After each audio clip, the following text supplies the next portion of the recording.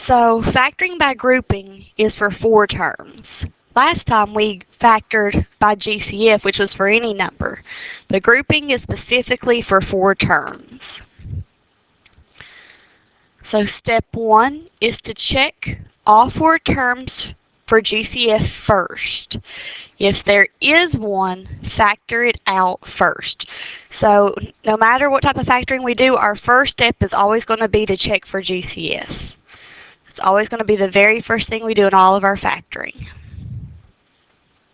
Step 2 says to check the first 2 terms for a GCF and the second 2 terms for a GCF. If they have a GCF, then we're going to group them.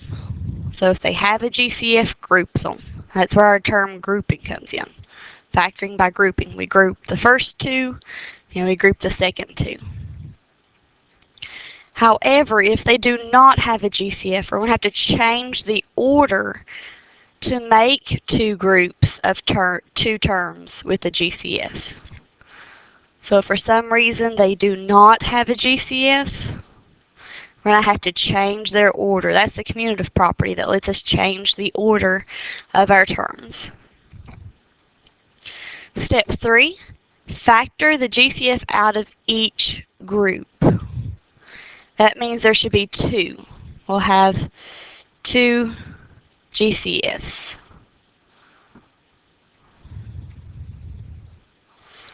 And then lastly, if we have factored correctly, the terms in each parenthesis should be the same, should be identical. So if we have factored correctly, we'll have the parentheses being identical.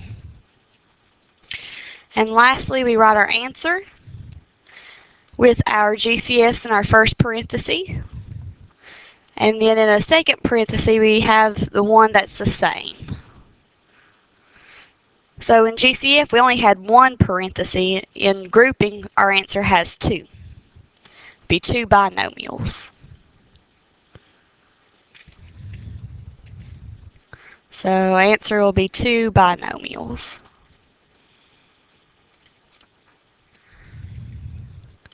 So let's put these steps to work. Let's see.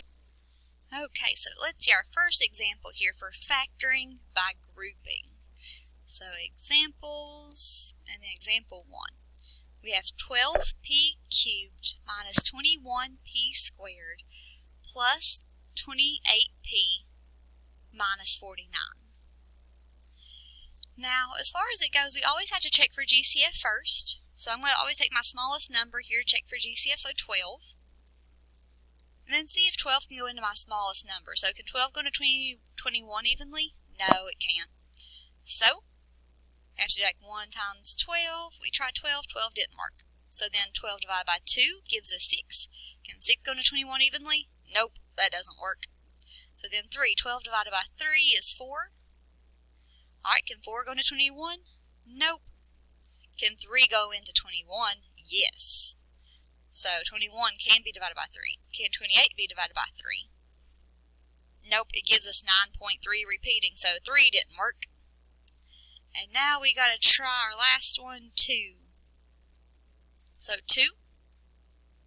21 cannot be divided by 2 evenly, gives us 10.5 because he's an odd number and odd numbers cannot be divisible by 2. Now as far as it goes, we don't have to show being divided by 1 because we don't have to show the GCF of 1 if it's a full GCF. Now, next thing we check for GCF is variables. Do they all have p's? Nope, that last guy doesn't have a p. So it doesn't have a GCF amongst all the terms. So no GCF. So step 2, we're going to group our first 2 terms and our second 2 terms. And then take the GCF out of each group. So, GCF of our first group. Now luckily, because we already did the GCFs of 12, we know that one of the numbers that could work for 12 was, that could go also into 21 was 3. So if you want to, go back through your list and do 12 can't go into 21 evenly, 6 can't go into 21 evenly, 4 can't go into 21 evenly, but 3 could. So 3 works. And then we also want to look for our variable with the smallest exponent. So I have p cubed and I have p squared. P to the second power is smaller, so p squared is my first GCF, so 3p squared. Now the second group here, I'm going to put it in blue. So we have our GCF of this second group. Alright, so first things first, check your smallest number, 28. Can 28 go into 49 evenly? Nope. So now we have to find what numbers go into both 28 and 49. So we start off with 28. 28 divided by 1 is 28. 28 didn't work, so now we try 2. 28 divided by 2 is 14. So we try 49 divided by 14.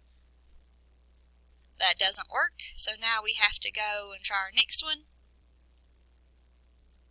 3 cannot go into 28 evenly, so that doesn't work, but 4 can. 4 times 7, so now we try 7. So can 7 go into 49 evenly? Yep, 49 can be divided by 7 and gives us 7. So we're good, so 7 works. So our GCF for our second group will be 7. And then we look. Since they both don't have a P, he does, he doesn't, we cannot take out the P, so our GCF for that second group is just 7. Alright, now we're going to take out our GCF. So it is a GCF problem, so blank for GCF and then your parentheses. So 3p squared. And now we can divide everybody here by 3p squared. If you don't have to show this division, you don't have to. I'm just going to help us out. That way we can see it as I talk about it. So we have 12 divided by 3 gives us 4. And now we subtract our exponent. So 3 minus the 2 gives me just 1p. Negative 21 divided by 3 is negative 7. P squared divided by p squared, so 2 minus 2 cancels out. And we're good. Now we're going to have our blank for our second GCF and our parentheses.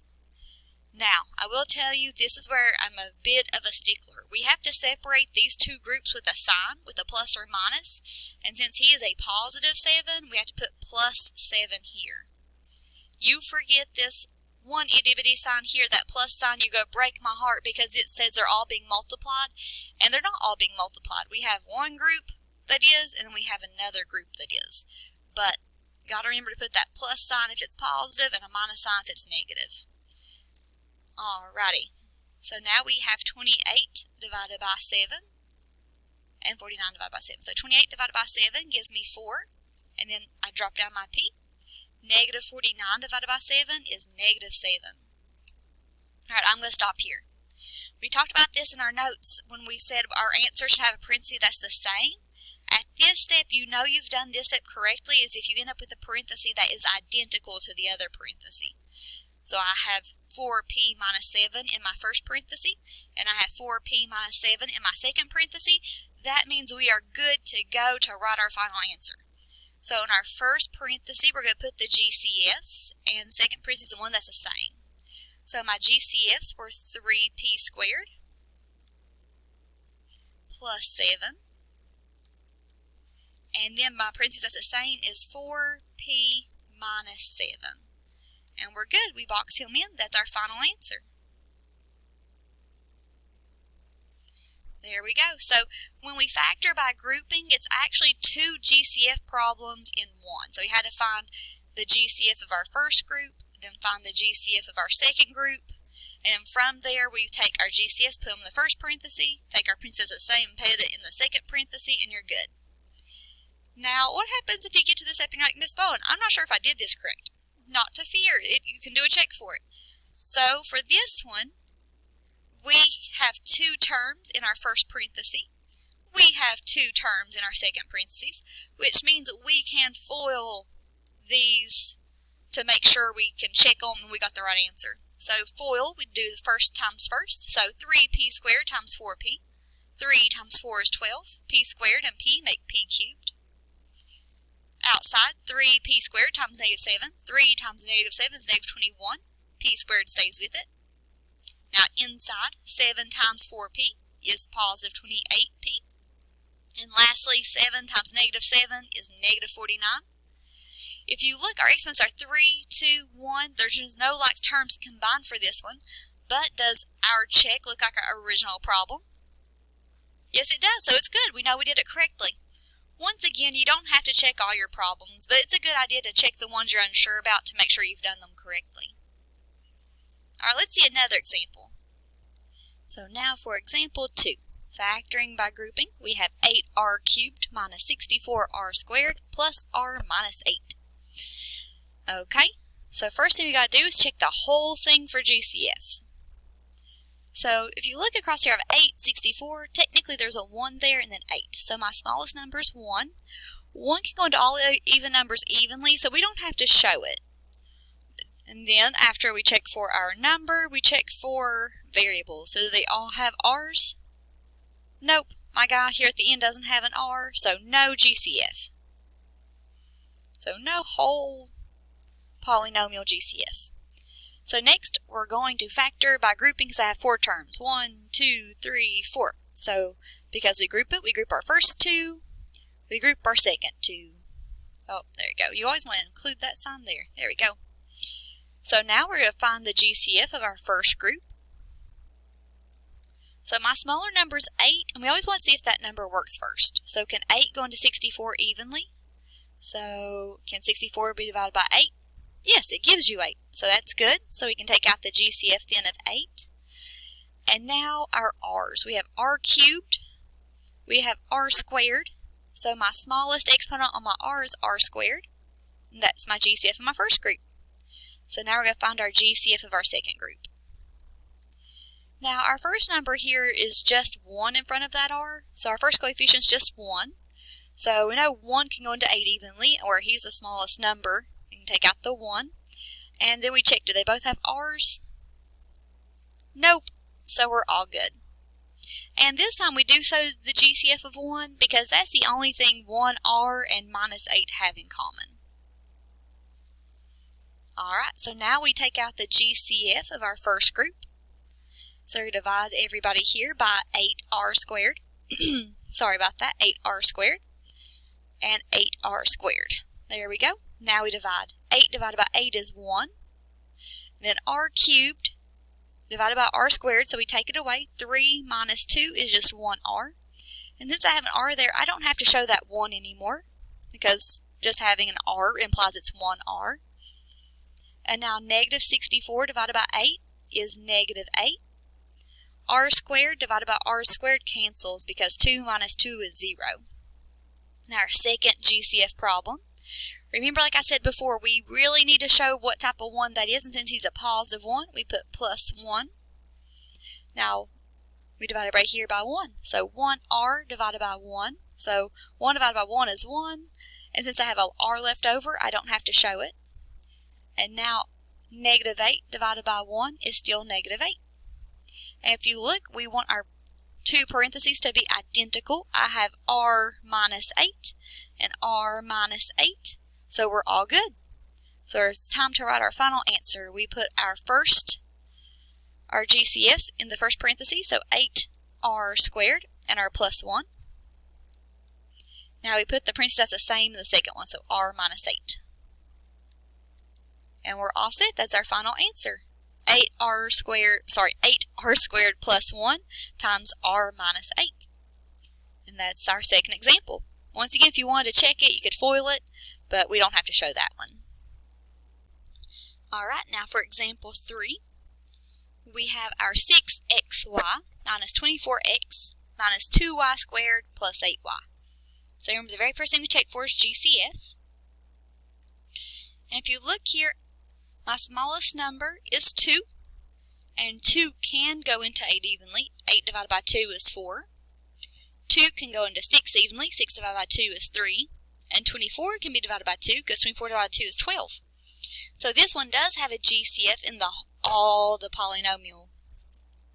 Okay, so now I know 2 goes into all of them evenly. We got to check for our variables. So he has an x, but he doesn't. So x is not a GCF. He has a y, but he doesn't. So y is not a GCF. So our GCF for this one's just 2. So we take out a GCF of 2 from the start. So we do 6 divided by 2 will give us 3xy. Negative 24 divided by 2 is negative 12, and we drop down our x. Negative 2 divided by 2 is negative 1y squared. And 8 divided by 2 is positive 4. And then y drops down as well. There we go. Now, we have successfully taken the GCF out of the whole polynomial. Check. Our next step is to count the number of terms we have inside of our parentheses. So I have 1, 2, 3, 4. That means I can now factor it by grouping. So I'm going to group my first 2, and I'm going to group my second 2. Alright. So now we're going to go back to what we have been doing, where we find the GCF of our first group and find our GCF of our second group. So my smallest number in my first group is 3, and we know 12 can be divided by 3 evenly, gives us 4. So GCF is 3. Then we look for what else they have in common. They both have x's, so I can take out an x. If I would say x with the smallest exponent, but since they're both x's, it works. Now, because this guy has a y and this guy doesn't, y cannot be a part of the GCF. So our GCF for this one is just 3x. Now our GCF for our second parenthesis. Now for this one, he has a 1 in front. So 1 can go into 4 evenly. So no GCF could be 1. And he has a y squared and he has a y. So the smallest exponent there is just y. So 1y. Now we're going to go ahead and drop down our 2, because he's the whole GCF, 2 and then parentheses. And now we set up our first GCF for our first group. And our GCF is 3x, so we're going to divide everybody there by 3x. So 3 divided by 3 is 1. X divided by x cancels and leaves us with y. And since I have a y, I don't need to show that 1 anymore, because 1y. You can still show it if you want to. Negative 12 divided by 3 is negative 4, and x divided by x cancels. Now I'm going to make my next parenthesis and GCF. There we go. So now, for this one, I'm going to do it 2 ways, because some of you all might see something sooner than others, so just bear with me for a second. So right up here, I have a positive 1y. So if I write plus 1y and do negative 1y squared divided by 1y, negative 1 divided by 1 is negative 1. Y squared divided by y, so 2 minus the 1 is just 1y. And then 4 divided by 1 is still positive 4, so plus 4. And y divided by y cancels. At this step, I should have exactly the same parenthesis. But I don't. Over here, I have a positive y, and over here, I have a negative y. So my signs are wrong. So I'll highlight it, make it a little bit easier to see. Positive y, negative 1y. So they're not identical. So what we need to do is figure out what causes them to be different. What causes these signs to be opposite from these? And what it goes back to is this guy right here was a minus 1y squared. Same way here. He was a minus 2. So that minus sign in front means we're going to have to make our GCF negative. So if I make my GCF negative, that fixes everything.